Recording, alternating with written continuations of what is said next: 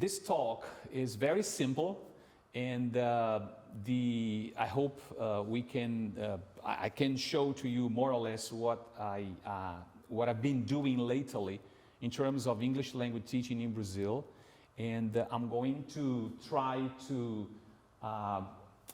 discuss here and expose what we have called in Brazil ELF made in Brazil, which is the English as a lingua franca made in Brazil, in terms of what is happening there with the public policies that in many ways have provoked changes and challenges in language education, especially in what we call basic education, primary, secondary education. So in the title is ELF made in Brazil. It's not a theory, it's basically a movement that we have been in many ways, let's say, carrying out among researchers with different universities, a sort of network, and I'm involved with this network. Decolonizing and expanding ELF research and praxis in Freire's homeland.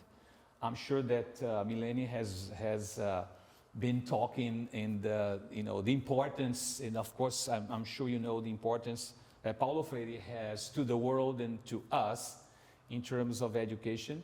And there was a time, not a long time ago, that Paulo Freire was not very, in his theoretical, let's say, tenets and all his theory, was not present in linguistic studies. So through applied linguistics, so we have been, in many ways, bringing Paulo Freire to language teaching. Paulo Freire's theories and assumptions and whatever, well, what we could call his theory, was more present in education, so education in general, but not in language education. So, but then after, let's say, in the last decades, because of research in applied linguistics, we have been bringing in a very, let's say, positive and proactive way, Paulo Freire to our discussions in teacher education. So this is basically, I put here, as you can see, the logo of the group, the research group, together with ours. We have, as Milene said, we have a research group called ELF Brazil /UFBA, and it is part of a network called ELF Brazil, and then we have 7 universities with colleagues from different parts working on ELF education, bilingual education, multilingual education. Plurilingual education is more common in Europe because of the CFR, because they use plurilingualism. But in Brazil, we have been moving towards multilingual education. We use multilingualism, multilingual. It's more common, even though if, depending on the researcher we use or the theory we use, the definitions are very similar. But I am very aware that plurilingualism and pluriculturalism is more common here in Europe than multilingualism or multiculturalism. So basically, very quickly, this is the outline of the presentation. I'm going to bring, I don't know how familiar you are with what we call ELF studies or the ELF field. And then I will cover a very short and fast overview. Then I will discuss very briefly also the ELF field and its Eurocentric legacy that we try to, in many ways, put into perspective. And then I'm going to show more or less what we are calling ELF made in Brazil. Then I'm going to associate English as a lingua franca, the theoretical background of English as a lingua franca, with the national curriculum. And this has a very important, it meant a lot when the national curriculum was published in 2018. So, because it affected language teaching, especially English language teaching in Brazil, immensely. And the challenges are still there. And of course, the universities have been called on to say, hey, how can you help us, especially teachers, the regular teacher, bringing ELF into their teaching. So moving from in public schools, a very structuralist way of teaching languages to something more ELF-oriented. Then I'm going very briefly also to make the association between ELF made in Brazil and critical pedagogy. So basically critical pedagogy is in many ways, when we talk about critical pedagogy, we refer to Paulo Freire. And then a decolonial way of doing ELF in ELT, and also consequently in ELT decolonization in a final word. So I hope I can cover this in more or less 1 hour, so then we can have some discussion. But anyway, talking about ELF and ELF studies, so the global spread of English has been studied and interpreted from different perspectives, as you might know, generating a plethora of new acronyms. So then we can look at the global spread of English through different perspectives, like English as an international language, international English, the global the world English is theory. So then, of course, in one of them is ELF, English as a lingua franca. So, which is basically placed within a context of intense human mobility. So, this mobility forced or voluntary. You know, the phenomenon of the globalization, of the current phenomenon of globalization, and of course the new information and communication technologies. So the concept of English as a lingua franca became spread more or less in the late 1990s, and it takes into account the new functions and interactions in contemporary uses of the English language. And of course, I cite here Barbara Zeidelhofer from the University of Vienna as one of the, let's say, the main scholars in the area. So, and of course, I'm going to cite a couple of Brazilian scholars too. And then here we have some definitions as the field began to unfold, let's say. So different definitions have come and different phases have been appearing. So then I brought, very short ones here. So from the very beginning and towards a more, let's say, a broader definition or a less, let's say, objective definition of the concept of English as a lingua franca, the phenomenon of English as a lingua franca. So then we could say that ELF is the use of English in a lingua franca language scenario. Any use of English among speakers of different first languages and lingua culture backgrounds. The discourse produced in interactions involving speakers from different first languages, And this is a definition that I use on my own, which is it's more, critical in one sense. A transcultural zone of power where people from different lingua cultural backgrounds exercise their willingness to communicate. And then I'm going to explain why I call ELF this. I always involve, language around the concept of power. Or, also just to as you work with interculturality, so we consider ELF deeply intercultural, both as a means of communication and also as a research field. So this is basically how the field has been developing, and very briefly I can say that ELF is not only the phenomenon, but also a consolidated field of studies. And we can say that it's consolidated for different reasons. For example, we have a journal called Journal of English as a Lingua Franca. We've been having international conferences every year practically. It was interrupted because of the pandemic, but it's still going on. We'll have one. Actually, there will be one this year in Taiwan, but then was transformed on online webinars, and I'm going to show later.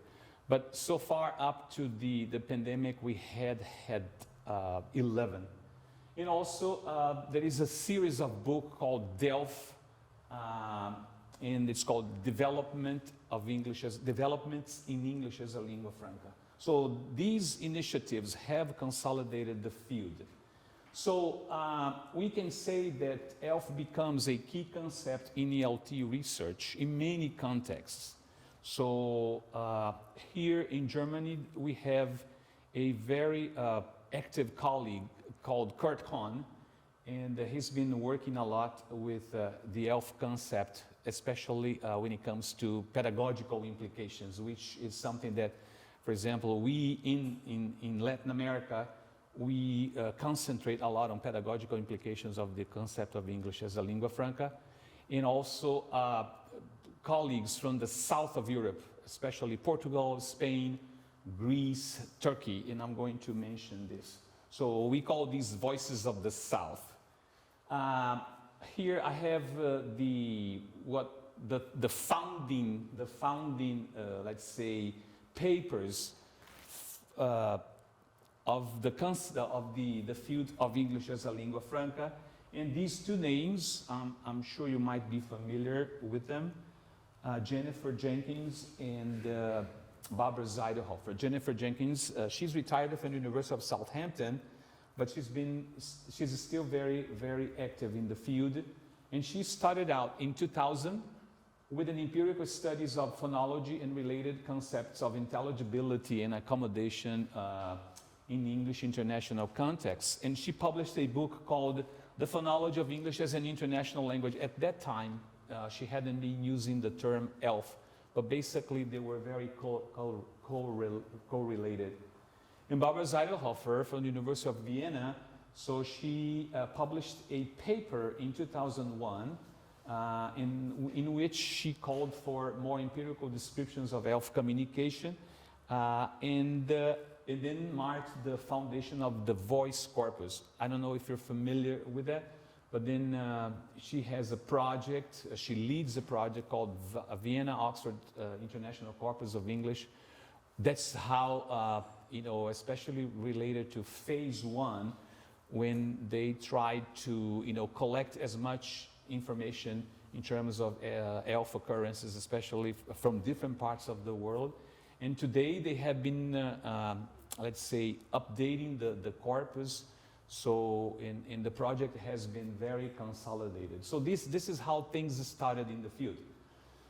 Then in 2015, Jennifer Jenkins published a paper talking about the potential phases of ELF1, the evolution of the field, where it started out with, for example, trying to work initially on forms and empirical data, and then she published a lingua franca core, and it had a more, let's say, trying to identify English more as, let's say, a variation of English than a function. So this was more structuralist, so it was basically on description of the way people talked, and then trying to identify if ELF at that point was more of a variety than a function. Then with phase two, it was given more attention to processes involved in ELF practices. Pragmatics was more present, so then the concentration was on pragmatic strategies like accommodation and in how people used ELF. Finally, later she talked about, she placed ELF within the framework of multilingualism and even labeled English as a multilingua franca, where English was one of the languages used by multilinguals. So recognizing that the world is much more multilingual than monolingual. So monolingualism, despite the fact that many people still think that monolingualism is the rule, it's exactly the opposite. The problem is that language teaching has always relied on monolingualism, or has always moved towards monolingualism. And recognizing that the world is multilingual and more multilinguals use English, in different ways. So then she started out talking about multilingualism in the place of English within this context. And that's when she started talking about what we call translingual practices. So the way, let's say, the multilinguals use English in their everyday life in the translanguaging. I'm going to explain later. And then if there could be more phases, we don't know, but what she says in 2018, so is that the future of English as a lingua franca is a future of many Englishes. So indefinitely the definition is English as a lingua franca is not a variety of English, is a function of English. So then the language working as, in the function it's more of a, it's a function, not a variety. Having said that, of course, this whole discussion in papers that were published, conferences, books, etc., of course, it originated in Europe, and ELF has, in many ways, this Eurocentric legacy. We don't need to simply say that it's not important. Yes, it is. But then we have been discussing ways that, in many ways, can place ELF in different parts of the world, localizing ELF. So then, very briefly, I'm going to refer here to how ELF began Eurocentrically, and in many ways it continues being Eurocentrically. So then the idea is not to go against or challenge directly, but to say that we've been looking for alternatives that are more local, right? So then the ELF phases are positive moves that push English language conceptualizations away from structuralist constructs. So then at the very beginning, the descriptions, so it was in many ways looking for this idea that English was a variety, and then we could describe forms. But then it's important to question the extent to which these different moves in fact represent a paradigm shift. So because what happens, considering that some underlying notions since the beginning are still present in the ELF production that takes place in the global north. So what we call the global north is it's not necessarily it's not necessarily geographically, but as we call the global south. So we use these concepts, and I'm going to explain later, to show that we've been trying to discuss alternative ways of doing ELF. So then, according to this author, we still have the predominance of the European thought as the epistemic point of departure, as it happens in other areas. In ELF, this still happens. It also happened in relation to knowledge production and dissemination. So basically, what we try to do is we need to make visible other ways of production and dissemination of knowledge in this area. So just for you to have an idea how this is, ELF it's still very Eurocentric. So for example, one concrete fact. So as I said, we had 13 conferences so far. We had the interruption during the pandemic. 9 of them took place in Europe, so out of 13. And 2 in the UK and 2 in Finland, so the countries that repeated. There were 2 in China, 1 in Beijing and 1 in Hong Kong. And finally, we had 1 in South America. So one to happen, as I said, in Taiwan.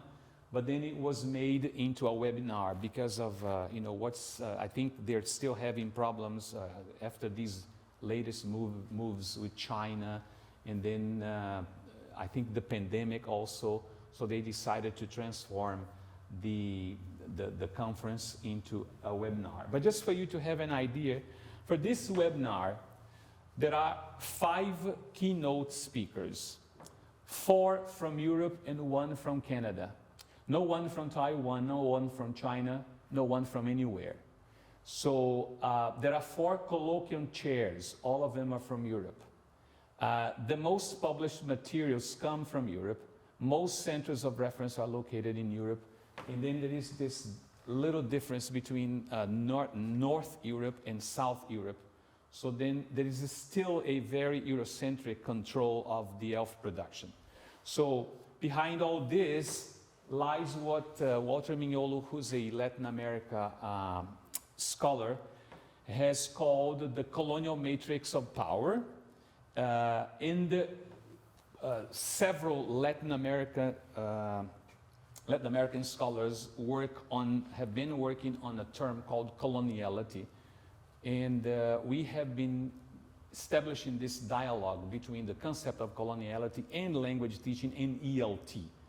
So coloniality is what is left of colonialism, and coloniality is what we are, even the colonized people is still in many ways become agents of coloniality. So then I'm going to explain a little later how this works in ELT especially. So then in ELF, it seems that coloniality is still also pervades, and that's why we have been calling this movement ELF Made in Brazil in order to question and challenge this whole, let's say, status. So then we seek to question, for example, in terms of the ELF field, who is and who's not sanctioned to speak about ELF? Which voices are heard, which voices are silenced in ELF knowledge production, and where these voices come and do not come from. So this implies reading English as a lingua franca beyond theory and discourse. It implies wearing decolonial lenses. So the decolonial lenses in ELF studies, we propose, draws attention to the subjects who enunciate. So whose voices are heard and whose voices are not heard. And of course, where they enunciate from. So then the idea with this whole challenge is to interrupt coloniality in knowledge production and in ELT. So many papers have been published, and Mileni has published a good one in the website. The website or I think it was the Twitter profile, about translanguaging as a very important, let's say, way of decolonizing ELT. And I'm going to talk about translanguage in a minute. So the idea to de-homogenize and de-universalizing production anchored in the notion of what we call epistemic plurality. What I'm saying in other words, so is to see and to make visible the different alternatives in the field. So voices from different parts of the world that can be heard. Voices that can be, of course, I'm not saying that this person or that person specifically is not open, but then when it comes to knowledge production, so then usually I would say some voices are silenced and some voices are heard. So then very briefly, I have here a summary of the extended concept or the characteristics of what we call ELF. So ELF made in Brazil. So then understanding ELF within the Brazilian context. So we say context because Brazil is a huge country, and then there are different needs, different situations. So then we prefer to use the plural because there are different, so you have the public sector, you have the private sector, you have bilingual education, or you have international school education. So it's very, very, let's say, diversified. So then, of course, if you take a book and read about English as a lingua franca, some of these characteristics are present, but we try to extend a little bit. So then we see ELF, the concept of ELF, as related to local uses, so the connection between global and local. A function, of course. We see ELF as an attitude, because the thing is, sometimes as English as a lingua franca is very connected with ELT, you know, we forget to transcend, you know, the linguistic aspect. And sometimes it makes more, at least to our context, one big challenge is to make teachers or to have teachers understand this concept beyond linguistic features. So also here you can see, but also we refer to ELF as decentered and fluid, ELF as complex and emergent. So in the function, in the interactions between people, it's emergent, hybrid, impure, mixed. So this whole idea of purism, I know that hard linguistics might still work with that, but for us, that's what language is all about. And then we imprint this more critical and political way of seeing and teaching under an ELF perspective, deeply intercultural, then open this has to, you know, in our view, for the classroom, it's important to talk about, especially when we look at, you know, the world as or multilinguals or plurilinguals that come to our classes, translingual practices, multimodality. And then here we can see, but we have decolonial. So as I said, it is a decolonial, depending on how we approach ELF through decoloniality. And it's right there, a transcultural zone of power. Our discussions there is based on some theoretical underpinnings, and then I put some here, but I'm going to concentrate basically on this one, the abyssal line. So, but we have, for example, we try to connect, to establish a dialogue with language teaching, English as a lingua franca, with different theoretical underpinnings and concepts like critical pedagogy, of course referring to Paulo Freire, epistemologies of the South, Boaventura de Souza Santos, then coloniality and decoloniality, multilingualism, polycentric norms, inter and transculturality, epistemic decolonial turn, epistemic plurality, border thinking, and then you have the, you know, the scholars who concentrate on those studies, multilingual and multicultural classrooms, issues of identity. This is something very important in this movement, and of course ethnicity, etc. But I'm going to concentrate, since I was talking about the Eurocentric legacy of ELF, when it comes to knowledge production and knowledge legitimization or legitimation, he divides what he calls the abyssal line into two. Then you have a line separated by this abyss. So on this side, we have the north, and that side we have the south. So the north is the metropolitan world. It's developed, where we have the solution, where we have the included, the explorers and winners. It's the colonizer, hegemonic voice, valid knowledge, modern science, philosophy, and theology as the only forms of knowledge, ethnic, cultural superiority, zones of power, and what he says, the us. The other side, we have the colonial world, the South, underdeveloped, problem, the excluded, the exploited and the losers, the colonized, the peripheral voices, kingdom of ignorance, mysticism,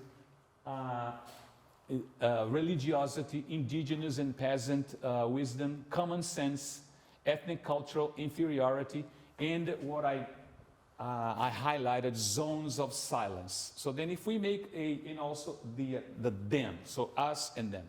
So just to concentrating on these two here, zone of power, zone of silence, this is basically what we've been working on with ELF Made in Brazil, because we think that we need these alternative voices to, in many ways, overcome this abyssal line. Of course, this theory is very open, very general, but we try to establish a connection with knowledge production in ELF. So just for you to have an idea here, this production has been intense in Brazil, and we've been trying to make this production visible. And then I listed here, even in books and handbooks, where you have a good number of authors from different parts of the world. So Brazilians are there trying to, in many ways, bring their voices. So here I have books, chapters, articles and papers, MA and PhD theses and dissertations, research groups, local pedagogical projects, courses, disciplines, teacher education programs. And then I just put a few examples of, articles and books on ELF produced. For example, in the Delft series, it was a great achievement for us that we since Brazilians in those countries in the south of Europe, we are working a lot on the implications for teacher education and ELT teaching. We published in the Delft series an entire book called English as a Lingua Franca in Teacher Education, a Brazilian Perspective. And we have all the participants are from Brazil and they bring their experiences. So then it's a way to let's say, to penetrate the production of knowledge or the hegemonic production of knowledge. And for example, this book here, English as a Lingua Franca, is by a Brazilian professor, and she was listed in the British Council ELT, what they call the ELT award, as for teaching basically. She was listed she was one of the finalists this year in this IELTS award. Very good. As a dynamic and emergent field, ELF studies in Brazil has become an important arena of criticality, in different instances fomented by scholars and other stakeholders who conceive language pedagogy as an eminently political enterprise. So then, in many ways, we try, with these movements, especially because of the, and I'm going to talk about this later, so with the advent of the Brazilian national curriculum, so the presence of the ELF concept, which was there by accident, but it has been provoking lots of changes and challenges to us, scholars in the university, because the teachers sometimes they feel lost and they don't know what do we do with ELF in the classroom.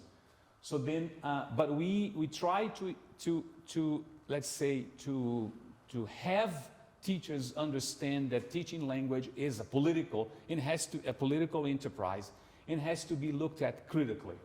So then, as I said, a more political understanding of the ELF concept and its implications, especially to teacher education and ELT practices. So then, as a teacher educator, an English teacher educator, our concern is to help our teachers go beyond the linguistic features. Of course, they speak the language, some not at the level we want or we desire, but there is much more than that. And this is where we want to act. And then when I talk the national curriculum, you can understand how this has become very important to us.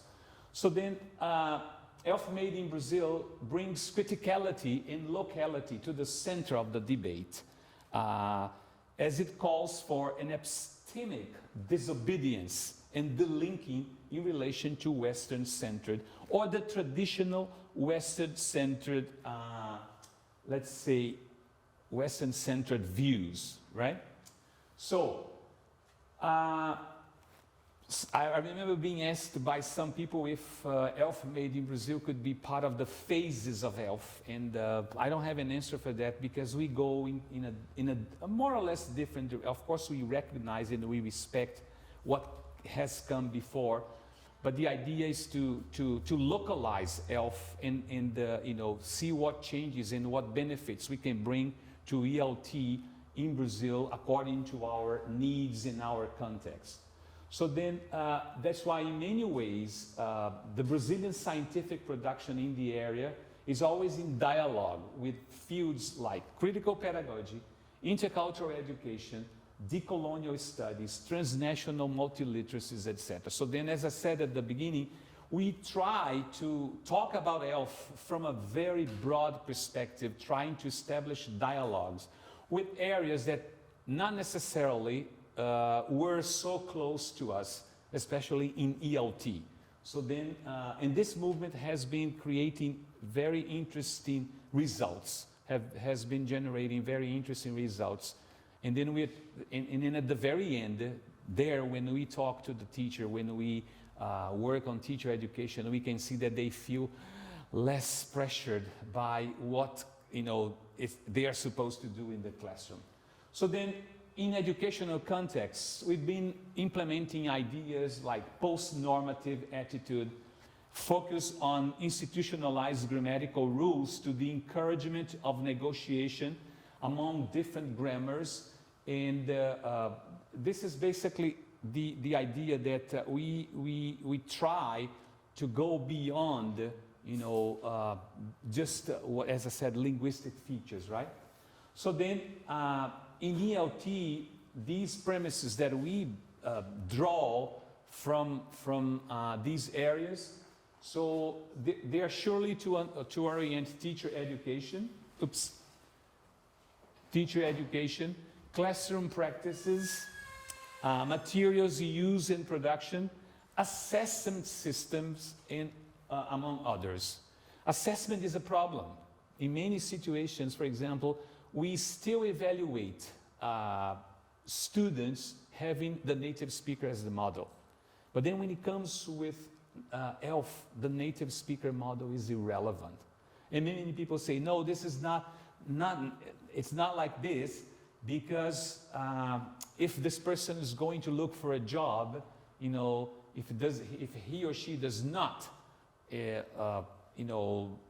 speak English near native or like a native, so he or she cannot get this job or this opportunity. And I'm totally against this idea, because if we consider English as a lingua franca, these premises need to be challenged in many ways, right? So then we arrive at what we call for us the national curriculum, which was this curriculum was published in the consequences of this. Actually, the curriculum is a consequence of a law that was very authoritarian in Brazil, because it declared that English was the only mandatory, the only mandatory language to be taught in basic education. So in many ways, we understand English is, as it happens anywhere, is let's say, the global language, but it was declared that English was the only mandatory language. So what happens? The other ones were optional whenever possible. So this whenever possible means gone. For example, we had a law that imposed Spanish in high schools in Brazil. After this law, the law that created the whole story of English as a mandatory language, simply was abolished. And then what happens? The Spanish teachers began to lose their jobs, because the schools were not, they didn't have the obligation to offer Spanish any longer. And even at universities, our courses for people who wanted to become Spanish teachers, they have dwindled. And it's ironical, and it's almost stupid to think that we are surrounded by a Hispanic world, so Latin America, so there are, most countries in South America speak Spanish, and we offer Spanish whenever possible, if we want, if the school, and basically, if something, I know that there are a few states that they try to impose Spanish by law in some cities, but the federal law was gone, so then this obligation disappeared, and then now we have only English. And then what happened? So in the curriculum, before the publication, we had a whole section called English, foreign language education. And then after the law, it became English education. So then what happened? By law, English became actually the only mandatory foreign language in Brazilian basic education, and the offer of the other languages became optional.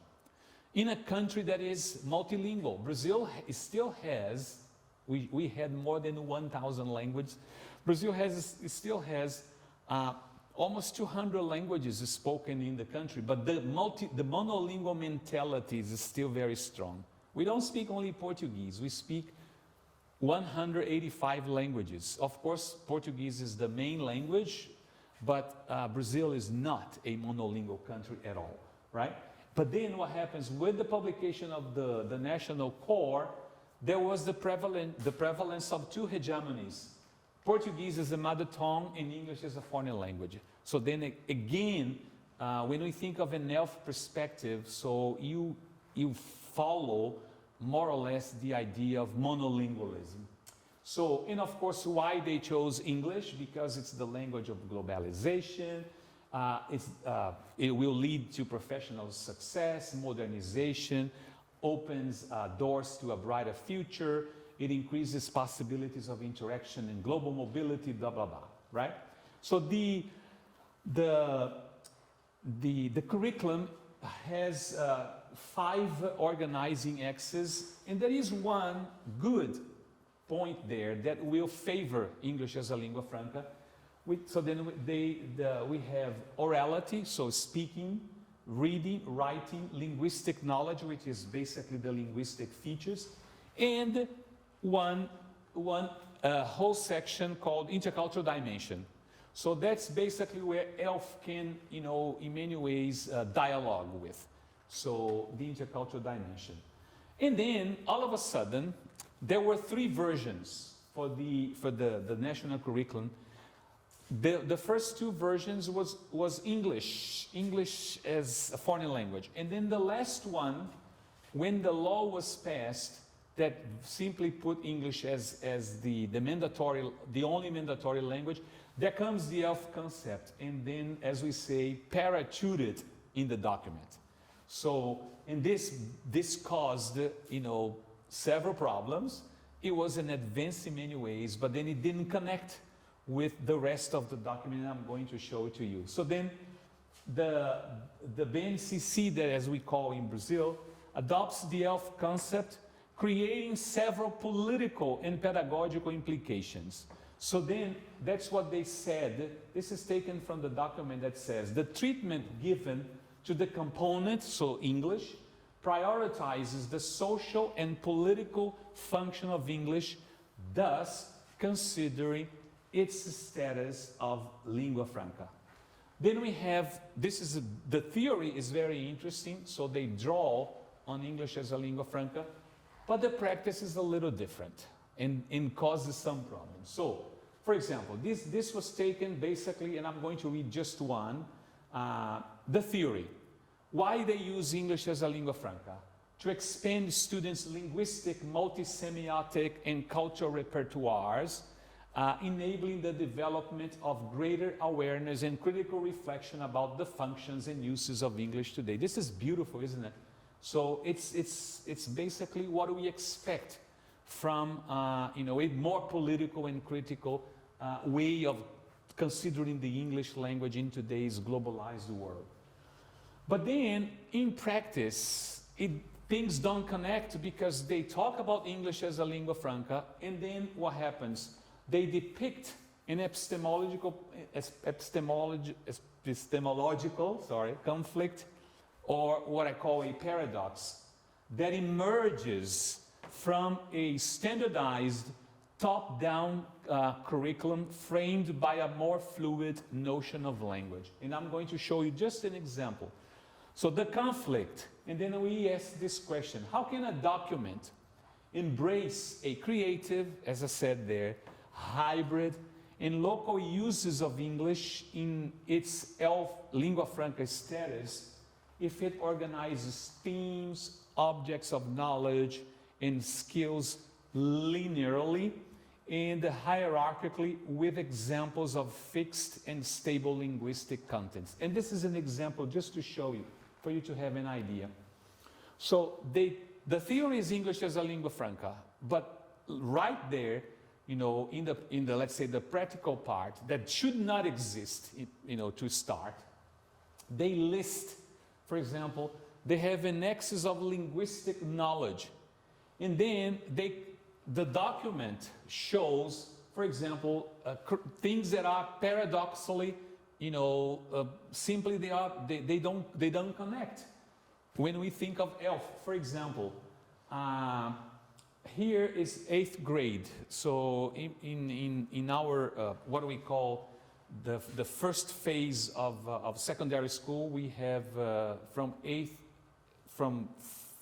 4th to 8th, and then from 9 to 12. So, and then if you see here, they talk about lexical study, grammar, and then just, I know it's small, but I can read to you. It says here, use intelligibly, correctly, some, any, many, and much. So then they try to bring, you know, a concept of intelligibility from English as a lingua franca, but then right after they put correctly. So correctly, basically they don't connect, because, you know, English as a lingua franca, correct is very broad. And then there are many examples like this, just to show you that there is an epistemological conflict between the theory and the practice. But this is not necessarily something bad. In many ways, I think it serves for us to question how this document can be revised later, because from this document is a mainframe to orient state documents, state curricula, and also city curricula. And then just for you to have an idea, it's a pity we can see the picture, but for example, local curricula that existed, so they have to be based on the national curriculum, and then existent foreign language curriculum, potentially more aligned with ELF concept, had to be abandoned. And this is an example of the curriculum, the English curriculum from the city of São Paulo that had to be abandoned because of the national curriculum. And look at the way things happened in the curriculum. So they used the general term was rights to English. So the student had the right to read, to write, so then to speak, as if it was a flower. So in a way that it was the curriculum was not linear. Teach this, teach that. No. So then this had to be abandoned simply because of the linearity of the new the national curriculum. So then here there is another one that is like a tree, where you have the flowers, so the design was totally different. And more, even though it was not based on the concept of English as a lingua franca, but it was more compatible with the concept of English as a lingua franca. So then this created a conflict. And we are trying to see what we can do in terms of how we can implement, the English as a lingua franca orientation to the curriculum, without in many ways making the teachers go crazy, because that's more or less what's happening now. And then we have seen that teachers are not really implementing an ELF perspective into their classrooms. I'm almost done, just 10 more minutes and we are finished.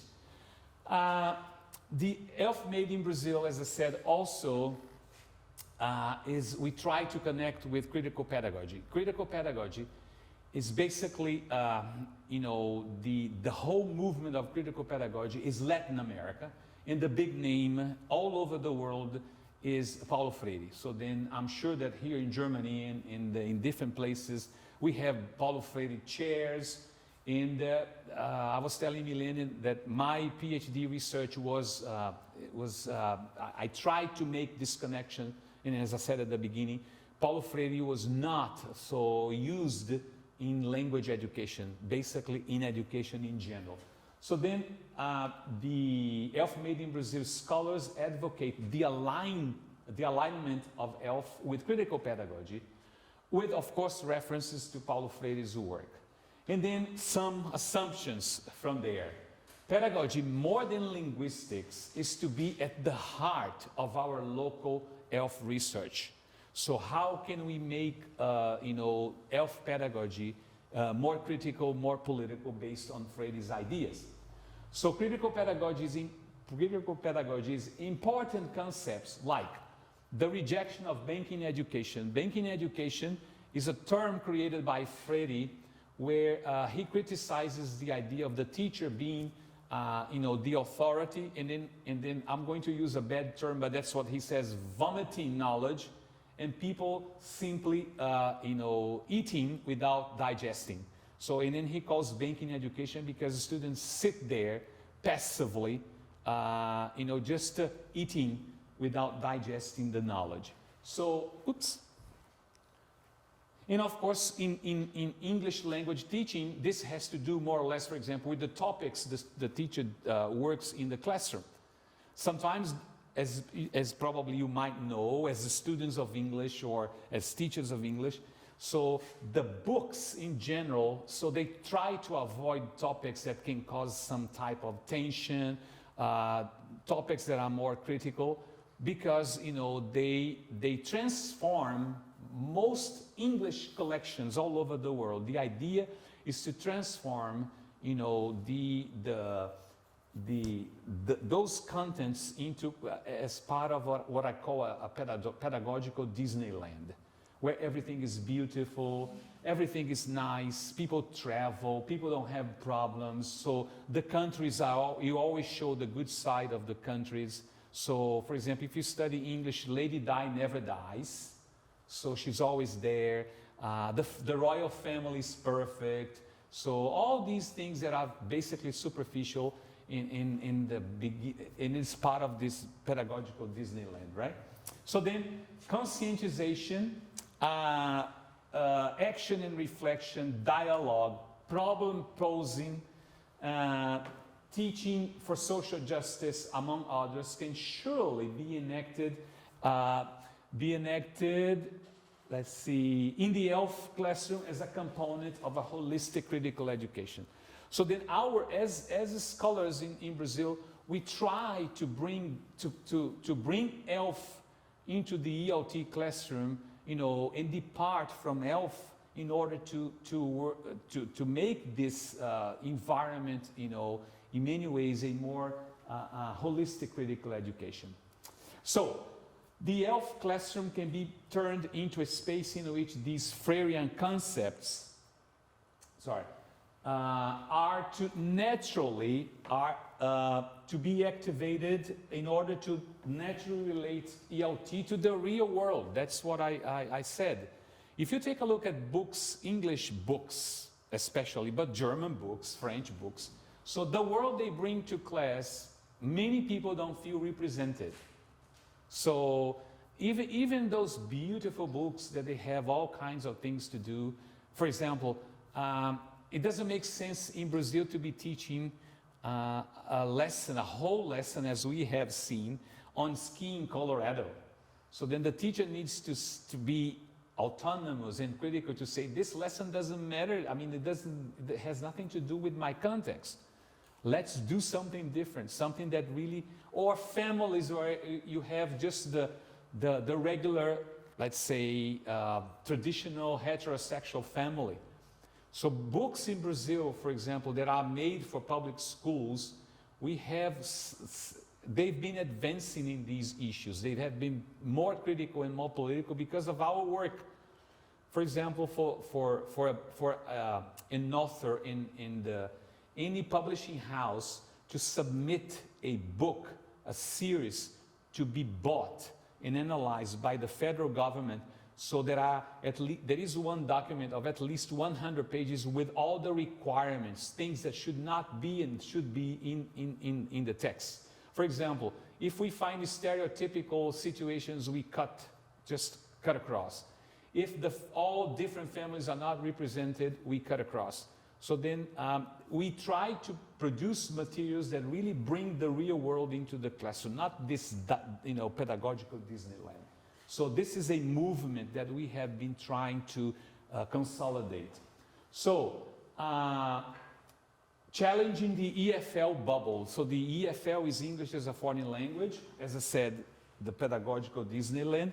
So teachers are forced, the EFL bubble, teachers are forced to live with and propagate along their careers. So within a critical pedagogy perspective, the teaching of English outside Eurocentric circles need to take into account the condition of English as today as a denationalized language, massively operating in lingua franca, in lingua franca intercultural interactions. And finally, this is the last part. Despite the fact that ELF has in many ways, challenged ELT and EFL, so we still think that ELF needs to in many ways, be done in a decolonial way, right? So then and then this consequently will lead into what I call ELT decolonization. So the world of ELT has been characterized by a hegemony of global or center ELT approaches and materials developed outside the teaching context in which they are expected to be used. In other words, we become basically, we are not producers, we are receptors of materials, so we don't produce materials. And even some countries in Europe, for example, I take Portugal, which is the south of Europe. So basically, we've been discussing, I have colleagues there, that the materials they import, many things they see in the books from Europe they don't represent them in different places, even within Europe. So these approaches and materials are not necessarily appropriate to and do not necessarily recognize teachers and other insiders' experiences and expertise in those contexts. So then, ELT tenets and practices that have for long been in place need to be reviewed drastically with a view addressing the new set of challenges thrown at us by the ELF phenomenon. So then what we try to do here is to take advantage of the ELF phenomenon to, in many ways, question ELT practices that have been here forever and are very traditional, very strong, right? So, and I'm going to give you an example. And then I have a German example. One of the tenets is native speakerism, right? And this is and before I'll read, a great deal of the taken for granted ELT practices have been threatened with the prospect of being declared obsolete for the single reason that they do not take into account some of the most significant characteristics of ELF. And then one of these tenets is native speakerism, the native speaker as God, or the native speaker as the model. This is I don't know if this still exists. It's a course in Germany called In Lingua. Have you ever heard of that? So, I don't know if you can see well, but then this is the flag of course, the flag of the American, of the British flag and the American flag. Can you see anything strange here?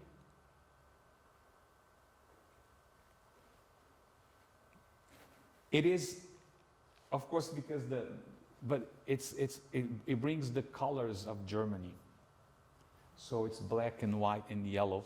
And here it says, get rid of a German accent. And then do this course. So it means for you to speak good English in Germany, you should get rid of your German accent.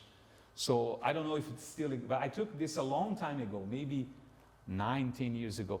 But this native speaker is still very strong.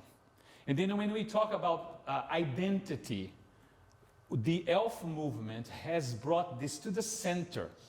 So speak the language, but then don't lose your identity. And of course, accent and other features are part of your identity. But then the traditional ELT, in many ways, still imprint this idea that you have to speak like the native speaker. So native speaker is still very strong, right? Okay, finally, we have here some questions to be considered, and then I have a couple of lists, a list later, and then we finish. So in this whole idea of doing ELF in a decolonial way, consequently, in ELT decolonization, I propose that we should ask a few questions. For example, which political, ideological, and epistemological grounds we're going to do our work based on? Which beliefs to revise and or deconstruct as a teacher educator, etc. Which conception of language to prevail? Language as a system, or language, for example, as discourse, or language as social practice? Which materials are the most appropriate to each reality? Which literatures in English to explore in class?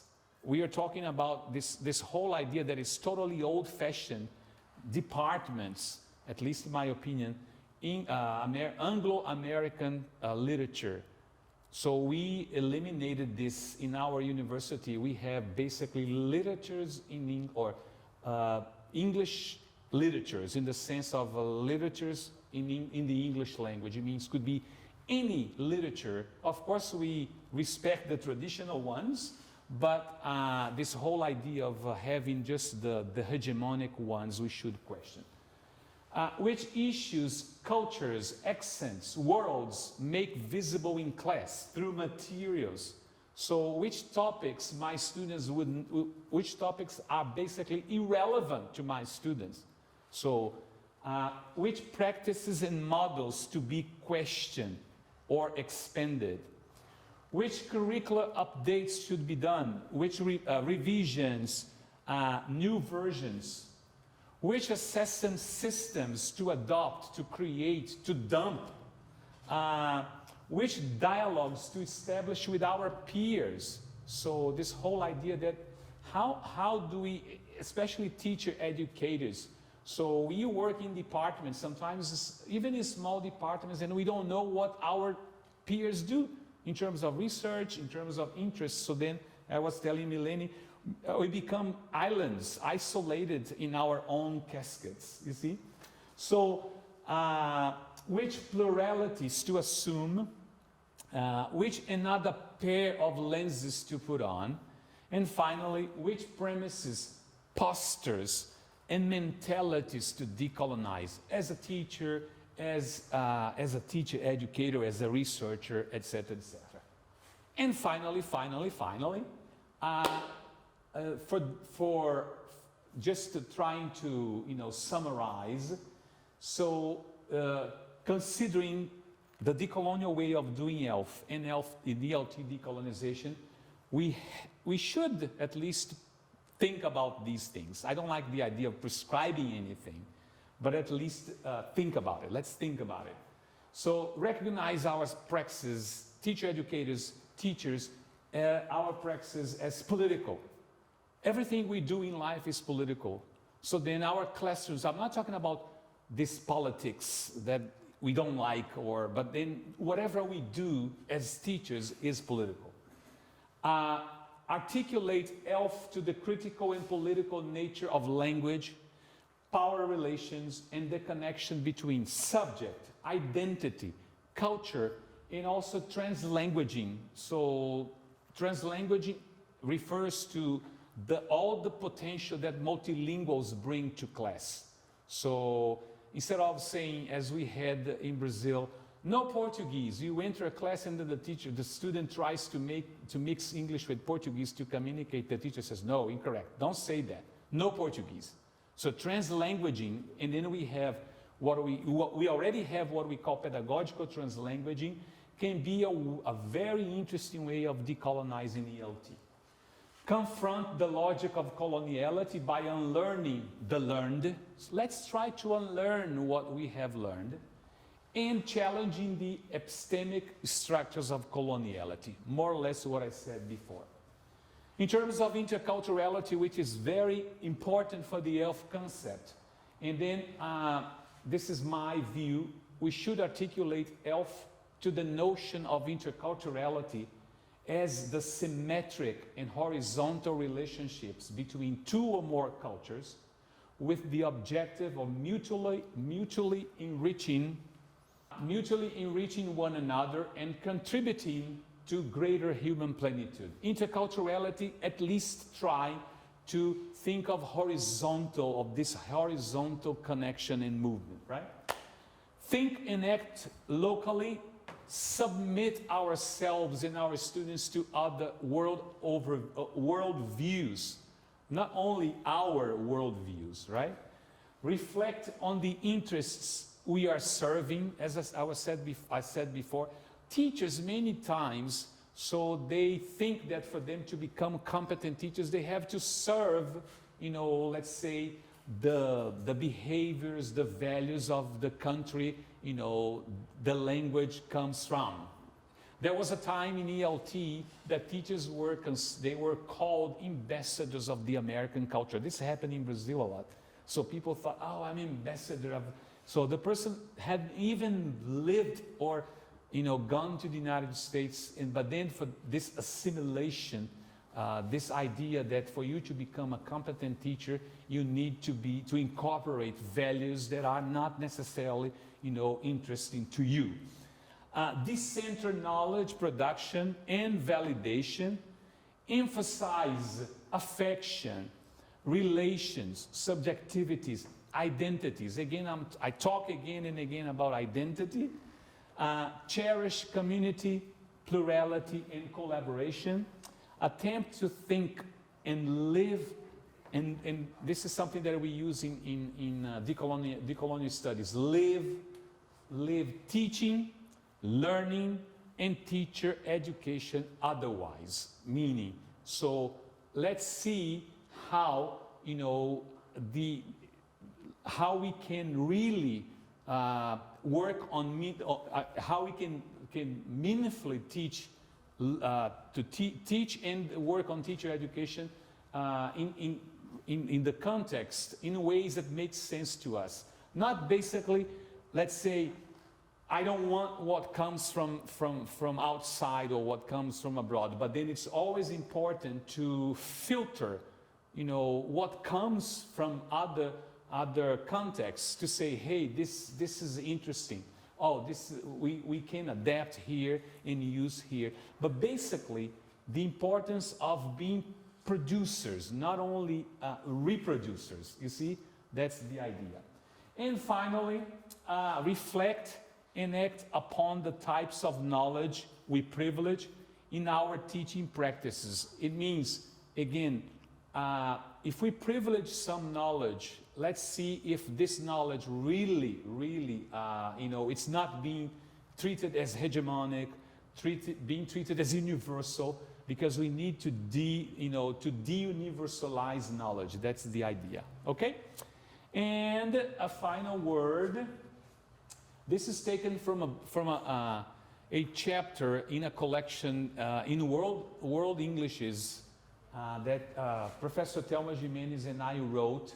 And in this text, we make this connection between the national curriculum and Freire's critical pedagogy. So then this is a quote from this article. The plurality and diversity embedded in ELF can open up multiple channels for the production of a more ethical and locally relevant language learning, because what it advocates is the constant questioning of privilege. So who's being privileged? And one of the dearest values of scholars and practitioners in the field. And then I want to finish with this, because it's something that we try to incorporate in our everyday, especially as researchers in teacher education, seeing ELF as an attitude, a decolonial attitude. So this may make sense to some of you, may not, but for us, it's very important to take ELF as an attitude, much more than simply, for example, teaching English as it happens in any place. So I think our intention with all these discussions and all these connections with different fields is to show in teacher education especially that there is much more to be learned, unlearned, and relearned when it comes to teaching a language that today is globalized and serves as a lingua franca in the whole world. Okay? So thank you very much, and I hope I didn't take a lot of your time, and of course I welcome comments, questions, and this is it.